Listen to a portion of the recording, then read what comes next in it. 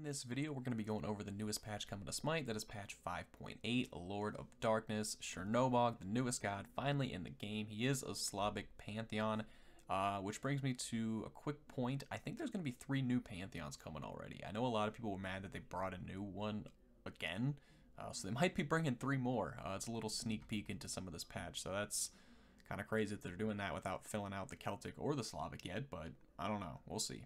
His passive, basically just every time you hit a basic attack, it stacks, and then your third one, the enemy explodes for extra damage around them. It's 15% damage plus 1% of your level.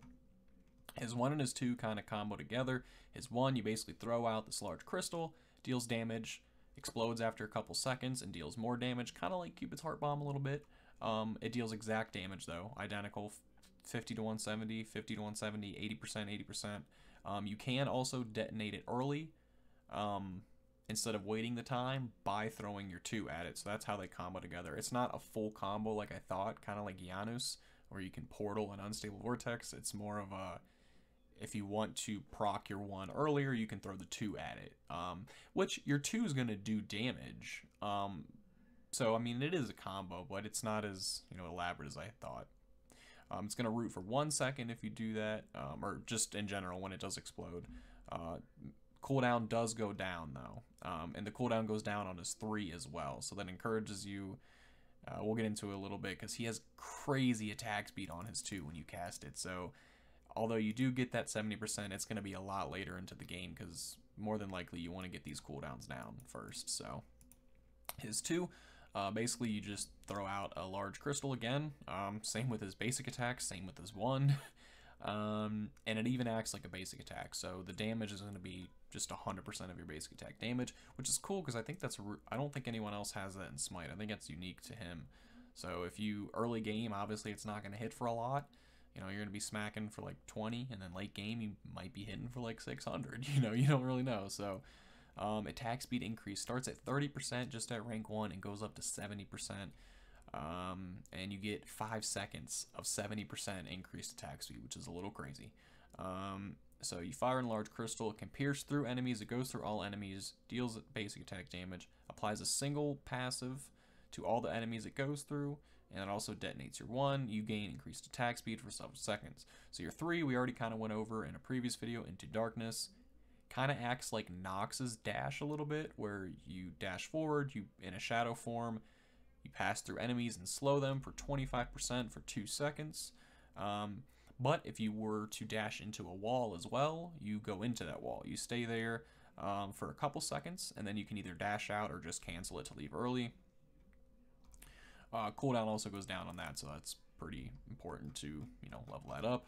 The ultimate is kind of confusing. I didn't watch the patch notes, so I'm not quite sure what all is going on here, but during a brief channeling period, you summon shadow forms at the location of enemies that apply a stacking slow, and it lasts for 8 seconds. You can select one of your shadow forms to fly towards, and once you get there, he takes place of this shadow, refreshing his cooldowns, as well as temporarily obtaining damage mitigations, extra movement speed, and every attack triggers Heart of Cold. So you get up to 40% damage mitigation, 30% attack speed, and you get the 6 seconds worth of bonus stats. At the location of all enemies. Oh, so like, is this a global thing? That would be cool if it's global, if he can just be anywhere. I think that might be what it is. Someone let me know in the comments. I'm gonna go watch it after this video, but for fun, leave it in the comments. If you do that, kind of like, does the shadow do damage at all? I don't know, but then everyone does know that Chernobog just used his ultimate, so that's kind of obvious. And then he can just choose which one to fly to, kind of like Athena, and then get all of those crazy 40% damage mitigation, movement speed. Wow, that would be crazy. And then every basic attack triggers Heart of Cold. So rather than every third one exploding for extra damage, everyone is going to explode for extra damage. Wow, that's a little nuts. So that is what his recolor looks like. Onto the skins, we have E-United, Cullen. Nearly swept worlds. This game should be no problem. So, Chompy, Chibi, Fenrir. This is cool. Fenrir has great skins. No one is ready for this beast. Let me at him. But this one is what I'm most excited for. Fat Loki Cabrakan. They actually did it. Everyone calls Cabrakan Fat Loki. If you're new to the game and you don't get it, Loki is a scumbag. I'm a Diamond Loki, but he's a scumbag. He just one-shots. That's all he does. He goes around, doesn't really do much. You can build Cabrakan like that as well. You can build one-shot Cabrakan, but the difference is he's Cabrakan, and he's just kind of unstoppable. So they call him Fat Loki.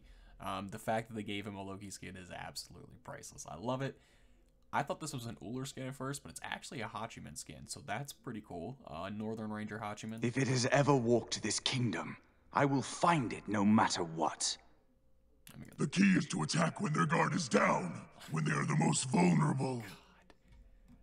I mean, Fat Loki is fun, but such a dick move. And then Chernobog also gets his Master skin, so that's really cool. Usually they wait a patch, but they get them immediately. This is what I mean by the new Pantheons. Divine Uprising, it's a new event. I think it's a different event than the last two have been, though. It's a different system, but basically you can unlock a bunch of really cool rewards, though, from this. So basically, with this patch, we'll kick off our Divine Uprising event, where we'll unveil upcoming plans to release 3 new Pantheons. So, like, I feel like this is going to be a while before we get them, but the fact that they're already in, you know, they got 3 new ones planned. Join Bellona as she embarks across the world, meeting these new gods. Unlock all of the rewards in the chapter to unlock an exclusive skin. So, do you have to pay for the rewards? I don't know. We'll get into it. There's extra details here, but there's a lot of them, so that'll be for another video if you want to go ahead and check that out after this. So you unlock all the rewards in the chapter and you get an exclusive skin. For the Slavic chapter, the ultimate reward will be Cosmic Chernobog. I have seen that skin. It is insane. It's just another Cosmic skin, but I love them. I mark out for them all the time. They never get old to me. If you unlock all the rewards in all 3 chapters to unlock a tier 5 jerk. Okay, so it is kind of like the Hades event a little bit, but I'm not sure because it doesn't say bundles. It says unlock all the rewards, so I'm not sure. But basically, there's going to be 3 chapters, I guess, for the Pantheons. One of them will probably be the Slavic, I'm guessing, because it does say for the Slavic chapter.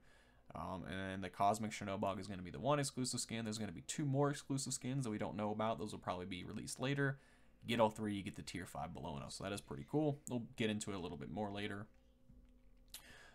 New free gods. This is interesting. I guess this is on top of the free ones that are already out, so like Neath and all that. So there's going to be Kukulkan, Nemesis, Bellona. I just said Kukulkan. Kukulkan. I never say Kukulkan. Why did I do that? Oh my gosh. Kukulkan, Nemesis, Bellona, Ares, Artemis. So that's pretty cool. I guess because there are so many. I think, what are we at, like 96 or something like that? So yeah, new gods, free ones are probably expected to come. Tutorial has been updated. The intro, map, basic, and arena have all been combined into one. New cosmetics. We got the Slavic Fountain, Slavic Loading Frame, and Marika Global Emote. Awesome chest, new skins there. We got Oblivion series and the Playmaker Naja. Fantasy Point Store, we got Laroka Hercules, Star Tamer Bastet, and Privateer Tier. Evolved Warriors Blessing, we have item balances here. So this is getting nerfed, well, actually like reverted to an old change, I'm pretty sure. But decrease the protections gained from evolving it from 15 to 10. Soul Reaver getting an increased cost just by 100. Stone of Fall, decrease the cost by 200 and gets a pretty cool new passive. Anytime you would be dealt more than 20% of your max health, the damage is instead reduced to 10%. Or reduced by 10%, sorry. This effect has no cooldown, which is the coolest part. It doesn't have to wait, because the old passive, you know, there's a long cooldown on it. So this one just triggers whenever. So that's pretty cool. Basically, like, if you're playing Scyllas and stuff, this is going to be a good item. Oni's Hunter Garb has a new passive as well, and I love it. For each enemy god within 55 units of you, you gain a stack of 2% damage mitigation. At first, I got crazy. I was like, dude, that's 10%. But it stacks at 3. So up to 6% damage mitigation, and I'm trying to figure out in my head if that's a lot or not. It's an item that you're going to have to test in-game to really see, but like, you know, if you have all 5, or well, at least 3, you can only have 3. So Joust is going to be really good for this. You just get 6% damage mitigation no matter what. So could be really good. Could suck. Couldn't be enough. They might have to bump it up to like 8% cap. You don't know. Or maybe 7%. But we'll see. God balances. Achilles getting nerfed all the way around. Kind of expected that. Decrease the damage to targets in the outer cone from 80% to 70%. decrease the damage from his combat dodge, was 65 to 20 or 225 is now 55 to 215. So all around nerf there.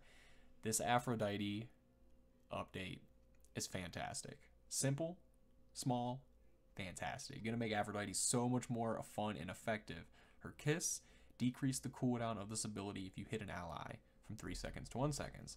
So this allows you to, especially if you're playing like, I don't know, Siege or something like that, this will allow you to just do exactly what it says. Kiss an ally and then immediately go in and try to stun an enemy. You don't got to sit there and wait for 3 seconds, and the enemy knows that you don't have your kiss up, obviously, if you just did that. Well, go from 3 seconds to 1 second. By the time you charge at the enemy, you're going to have that kiss ready again. So that's a really great update for Aphrodite.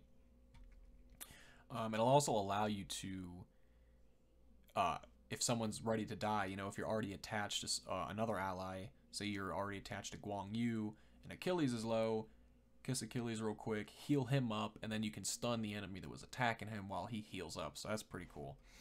Guan Yu also getting massive changes that seem kind of subtle, but I think they're going to affect him drastically. So his basic attacks are pretty unique. He has like different, I think he has like 4 chains or something like that. They're making his unique ones, so his third, I believe, whatever the one where he swoops, that's now going to be a cleave. So yeah, it is the third hit. The third hit of Guan Yu's hit is now a cleave. So you're going to hit everything, or up to 3, I think, instead of just hitting one enemy. And then the last hit, which is the down cleave, is going to have an increased range from 12 to 16. So you'll be able to hit things further away, which is really good. And then the first 2 hits remain unchanged. I just think it's going, because Guan Yu's not bad. Guan Yu's never been bad. I don't want to say never, but his basic attacks, I think, are what we're holding him back, because he does have those long, awkward motions that should be cleaves. I don't get why it wasn't always a cleave. So the fact that it's a cleave now is going to help, and then just increasing that range is just cherry on top. So Guan Yu is my least favorite god to play in Smite. I've always not enjoyed it. I don't know why, but this might tweak it a little bit to see. And not only that, I forgot the second change. His stacks now only reset when out of combat, rather than being consumed by a single ability. So before, you could stack up your passive, and then whenever you'd use an ability, you'd have this unique extra bonus that your ability would do, and then it'd consume everything. Now, if you use an ability at max stacks, you're still going to have max stacks for the next ability. The only time it goes down is if you're out of combat, so you got to get it back up in combat. Well, I mean, it's kind of like Soul and her passive, so that's understandable. Khepri getting some love as well. Anytime Khepri gives a buff, I'm happy. He's another diamond to have, and I love him. Increase the root duration on Solar Flare. Used to be 1.3 to 1.7, is now 1.5 to 1.9, so I love that. Almost 2 second stun there. And it also increased the damage. Used to be 50 to 250, is now 60 to 280. Love it. Kuzenbo getting some love here as well. Increased the damage duration per stack to 1.5%. So as a result, he can now have a max of 15% damage reduction. Also, decrease the damage reflected from 20 to 40%, is now 10 to 30% on a shell spike, so getting a little nerf there. But it does decrease the mana cost. It's now 50 at all ranks, so that's interesting. It doesn't go up anymore. The ability now decreases the cooldown of Suma Slam as well as Nene Kappa by the same amount. Wow. Ooh, I didn't even read that last one. Good God, that might be OP. Because, like, that's a really key part of Kuzenbo's kit, is knowing when to pop the shell spike to get that Nene Kappa cooldown. So the fact that you can get the Sumo Slam cooldown as well, wow.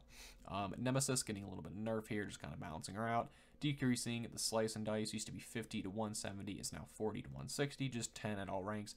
Terra getting some love again, but she also gets nerfed as well, so interesting here. But decrease the amount of hits it takes to destroy the model. Oh no, that would be a nerf overall. So yeah, my mistake. It is a nerf, not just some love. I don't know why I was thinking that would help her, but that completely hurts her. So from 5 to 3, and then decrease the damage mitigation from 10% to 5%, and then a damage amplification from 10% to 5% on her Earth and Fury. So that new ultimate made her crazy, obviously, so you got to balance that out a little bit. Thor getting some interesting changes here too. This has been my favorite patch in a while, because recently we've just been getting like skins, cool skins, and not much good balancing, in my opinion. This one I like. Thor here. Increase the amount of damage the return hammer deals to minions from 50% to 80%. So a 30% increase, that's gonna... You might be able to play Thor like solo lane kind of effectively. You might be able to clear minions pretty damn well at that point now. And if you are playing Thor in a lane, it's going to... People are always like, do you upgrade your hammer first? Do you upgrade the spin? Like, what do you do? If you're playing Thor in a lane now, it's pretty obvious what you want to upgrade first. Vamana getting love here too. I love me some Vamana, so this is great. He's getting just straight love. Mana decreased on every single ability. So his clear to path used to be 70 to 90. It's now 70 at all ranks. His armed umbrella used to be 60 to 100. Is now 60 to 80. Umbrella rank used to be 60 to 100. Is now 60 to 80. So early game doesn't change a whole lot. I mean, that's fine. Vamana's early game isn't awful. It's not the greatest, but late game getting some love there. I have noticed that. Like, Vamana's, he never seems to, like, the later you get in games with all gods, your mana becomes less of a problem. Vamana's never really was. It was always a problem. You were always running out of mana with him, especially because you really effectively want to use all three abilities in a combo. You know, dash into him and then throw it and hit him with the two. So, probably why. Shibalanke getting an interesting change here. His passive, the ability now stacks off player damage dealt instead of kills. So, Dead of Night. So, instead of getting a kill to get a stack, every 1,000 damage you deal, you get a stack. Now, that's player damage, so not like overall damage. And then the Rising Jaguar gets a decrease in mana cost from 60 to 100 to 60 to 80. So we might... Obviously, I think this is going to help. I don't see why this would hurt him. The only way it would hurt him is if you were to somehow, like, get a really hot, like, triple kill at the beginning with Shibalanke. Give you 3 stacks immediately, but that obviously doesn't happen a whole lot. It's easier to deal 1,000 damage. Let's say this is easier to deal 5,000 total damage than it is to get 5 kills, I feel like. So I just think this might help him a lot. It'd be interesting to see. And then obviously the mana reduction can't hurt. So that is it for this one. If you enjoyed it, be sure to drop a like. Hit subscribe for more content if you already haven't. Be sure to follow me on Twitter, Instagram, and Snapchat, which you can see down in the description. I will link these patch notes in the description as well if you want to check them out for yourself. Cannot wait for the PTS to drop, try out Chernobog, and the new skins as well. I do first looks on all of these skins. If you want to see what that looks like, be sure to subscribe to see when those come out. And that is it. Peace.